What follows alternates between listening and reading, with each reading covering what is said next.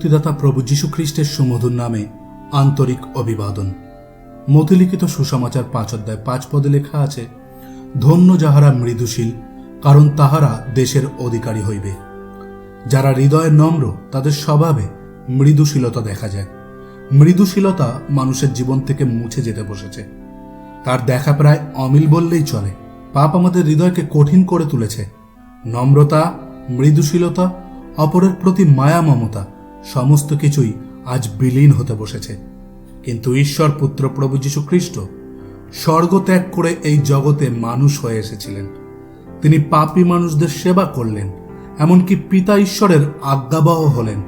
এতটাই নম্র হলেন যে পাপী মানুষদের জন্য ক্রুশ মৃত্যু পর্যন্ত সহ্য করে নিলেন।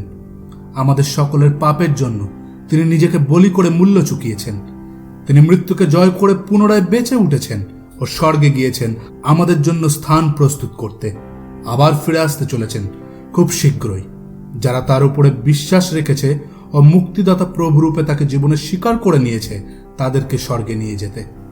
হৃদয় কঠিন করে নরকদণ্ড ভোগ করতে হবে, বরং মৃদুশীল হয়ে তার দেওয়া উদ্ধারকে স্বীকার করে অনন্ত দেশের অধিকারী হন। ধন্যবাদ।